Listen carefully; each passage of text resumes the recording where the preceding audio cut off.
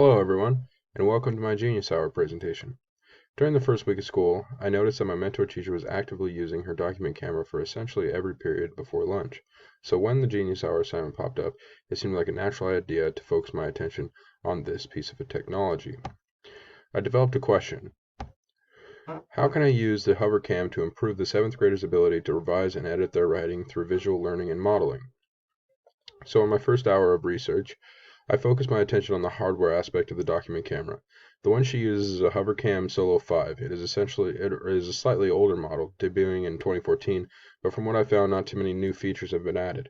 The newer models have, as you would expect, faster frame rates and more pixels. In this hardware section of my research, the most useful skill I learned was the autofocus-lock button, located at the base of the HoverCam. The autofocus-lock allows you to lock the distance between the lens and page you're viewing. This prevents the screen from blurring every time you move your hand in front of the camera to make a note. This is a feature my mentor teacher was unaware of, and she was happy to learn about it. As well, it was also helpful to know that the lens can rotate 360 degrees. This means if your page doesn't quite fit in the frame, you can simply tilt the lens and it doesn't give the students a Star Wars reading experience.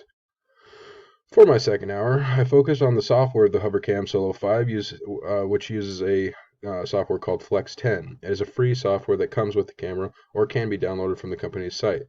The software allows you to do a number of different tasks.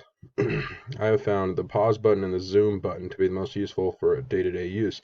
The pause button freezes the picture and allows me to give more time to students who write slower to get notes down and give me a chance to get my notes ready for the next point I make.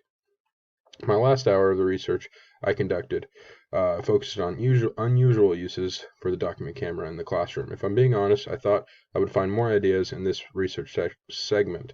One suggestion was made to put physical objects under the camera instead of just paper. This gave me the idea to teach a lesson on perspective and storytelling by giving the class a first-person view of a scene acted out with toys and a third-person view of the same scene.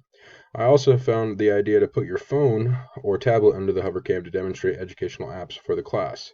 I'll end the short video with a demo of how my mentor teacher and I currently use the HoverCams in class. Thank you for listening. Okay, right now we're working on annotating articles, and so first things first with the HoverCam, I would take the HoverCam and zoom in so the entire class can see what we're reading, okay, and then I'd go through paragraph by paragraph, reading it out loud, and then marking things that I feel important, or if the students want to shout out something, then that's great too, and we'll mark that up. What we're doing is creating a pros and cons list, okay, and then sourcing our where we got our information source to paragraph 7.